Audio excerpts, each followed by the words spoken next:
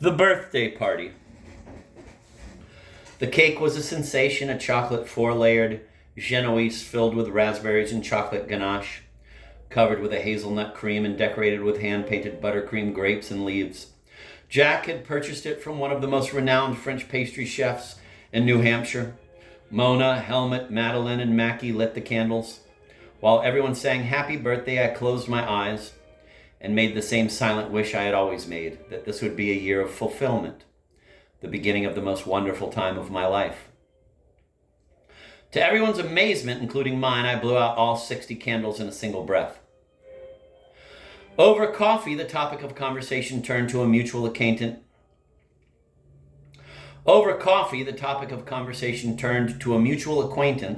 Who was spending a year in the south of France.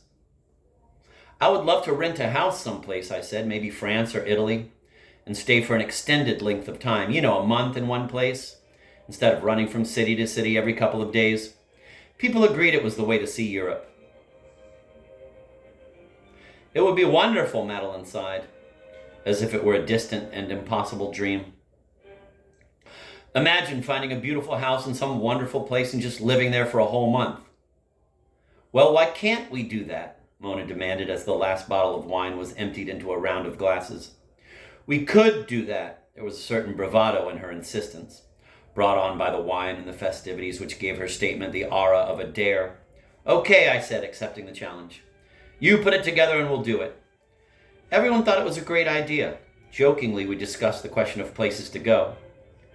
How about Tuscany? Oh, everyone is going to Italy, I said in mock snobbery. We'd run into nothing but Americans. Spain? Spain is beautiful, but you never know when to eat, I pleaded. I was always too late for breakfast, too late for lunch, and too early for dinner. That's true, Madeline chimed in. They eat very late. They don't eat dinner until 10 o'clock at night, I continued. The only thing I want at that hour is 2 rolls and a turnover. People groaned. Mackie suggested Portugal, which was inexpensive, but no one seemed to know much about the place. Jack thought England might be nice, but it's expensive, somebody said. How about Nome, Helmut offered. I'll bet that's cheap. That's just what I want after a long New England winter, Madeline replied, feigning enthusiasm. A whole month in Alaska. Why not Ghana? The suggestions continued like a silly game until the humor, like the wine, began to run out. I'm really serious, Mona again insisted. We could do this. Let's all find a house someplace in Europe and go for a month. There was a short silence. The 6 of us looked around the table at one another and nodded okay in conditional agreement. The conditions, of course, being if we could get away from work, if we could take the time, and if we had the money. Mostly it was if we had the money, since at this point we had no idea what this venture might cost. While none of us was living on the edge, we were not people with stock portfolios that had already ensured us a comfortable retirement. We needed to find someplace affordable. But as much as I loved the idea of spending time in Europe, I had my doubts it would ever happen. It was the sort of spur-of-the-moment enthusiasm that in my life frequently collapsed before the reality could take hold. But our game was slowly evolving from fantasy to reality. We continued to discuss the questions of time, place, and money without resolution, finally agreeing to meet again to elaborate on our plan. Before we said good night, we lifted what remained in our glasses in a final toast. Here's to Europe. May it be everything we want it to be. I'm not cooking, I said sternly. I'm not lifting a pot for the entire month. I can't speak for the others, but what I wanted Europe to be was beautiful scenery, peace and quiet, my own bathroom, and definitely no cooking. With the exception of Jack, with whom I have lived for 14 years, and Helmut, who had more recently come into our lives after he and Madeline bought a house together, I had known the others for almost a quarter of a century. In the years that we were establishing Blue Strawberry, Mona and Madeline, childhood friends, were attending the State University at nearby Durham, New Hampshire. After graduating, they moved to Maine to do a somewhat derelict but beautifully situated old Cape Cod After graduating, they moved to Maine to a somewhat derelict but beautifully situated old Cape Cod on a high bank of the Piscataqua, just up and across the river from Portsmouth. Mona eventually purchased the house. In those days, Portsmouth and its surrounding area was a remarkably inexpensive place to buy or rent, and this contributed to a vibrant local art scene. I first knew Madeline as a talented performer in a dance company to which my partners and I had contributed efforts at fundraising. Through her, I was introduced to Mona. On occasion, they would wait tables in my restaurant. I was very fond of them both. Unfortunately, as time went on, I saw less of them than I would have liked. When Mona and Mackie, whom I knew less well, were married, they moved to Boston, where he worked for an architectural firm, while Mona was employed in the art department of a publishing house.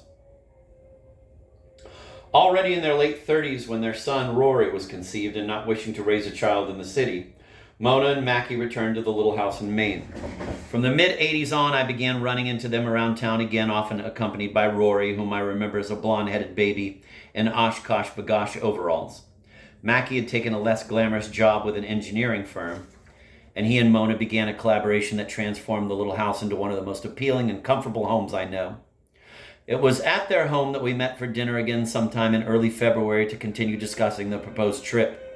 This time we succeeded in outlining the dimensions a little more concretely. We agreed that the coming summer didn't give us enough time to plan and settled for a year from that summer. I had convinced Jack to commit to a full month stay.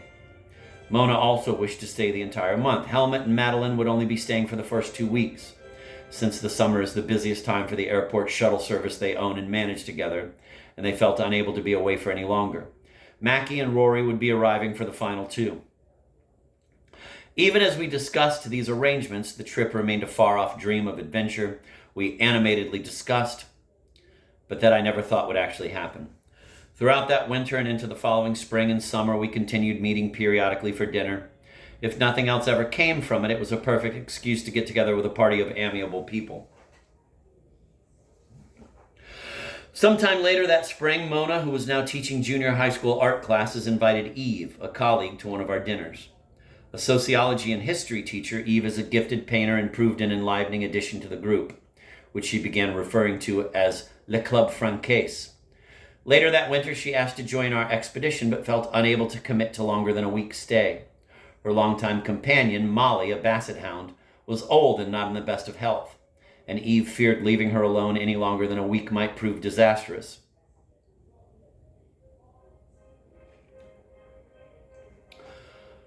I don't recall exactly when it was that Letty, Mona's sister, joined the plans, but I think it must have been sometime that summer.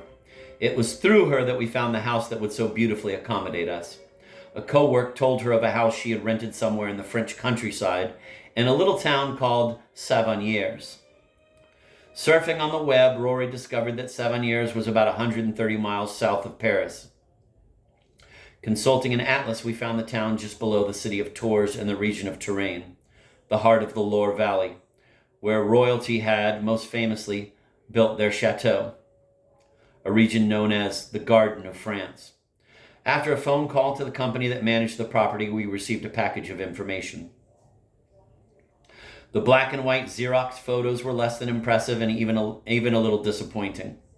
But the description of the house, which boasted 3 bedrooms with 3 baths and a study with its own bathroom and sofa bed, met the most important requirements. As close as we had all become in these months of planning, no one wanted to think of 9 people sharing 1 bathroom, doubling up in bedrooms, or sleeping on sofas. Best of all, at $5,000 for the month, the weekly rental cost came to $1,250. Since there would never be less than 6 people living in the house, the cost split 6 ways came to $208 apiece.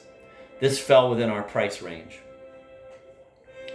It was evident we could not afford to rent a chateau, but as long as the place was clean, comfortable, and fairly respectable, we would be happy. It seemed a simple decision for us to make. Mona contacted the people who managed the property. The month that we requested, July 15th to August 15th, was available, and the next time we gathered, we collected the down payment. With a surge of elation, I wrote out a check for my share. It was the first piece of documentation attesting to our tenancy of a house in another country. It was Mona who assumed the management of everything having to do with the particulars of the house, collecting our checks, mailing them off to the right place, even the arrangements for a rental car. That fall, Manuel, a friend of Mackie's, came to one of our dinners to show us his slides of France. An artist and painter in his late 40s, Manuel is also a carpenter, a skill he was exchanging for the use of an apartment in Paris at the same time that we were planning our own trip, and we look forward to seeing him in France. By January, the final payments were made, and we were sent another packet of information with instructions telling us where to get the train in Paris, at what station to get off, how to get to 7 Years, where the keys to the house would be, and whom to call when we finally arrived. Even as the plan began to finalize, I still questioned the actuality of its happening. I could hardly believe it wasn't going to fall apart at any moment. Jokingly, we suggested different scenarios. Maybe this is all a French scam and somebody had all this stuff printed up and photographs made, and now that they've taken our money, the house won't exist. Suppose when we get there, the place turns out to be a shambles and there's only one bedroom and the toilet is outside, Helmut speculated. It was my ultimate nightmare. By the end of June, Eve sadly and suddenly had to back out of the plan. Molly was not doing well. It was a concern and a disappointment to all. As for the rest of us, Mona, Letty, Jack, and I would be arriving on the 16th of July and staying until the 15th of August. Having found a charter flight on the internet that would save a couple $100, Helmut and Madeline were arriving for their 2-week stay a few days after us. Rory and his father, Mackie, after a short stop in London where they would visit Letty's daughter, Agnes, would be arriving for the final 2 weeks. Accepting a 2-day overlap between their arrival and Madeline and Helmut's departure, the sleeping arrangements worked out perfectly. By the 1st of July, my lingering sense of doubt exploded into panic. We were actually going.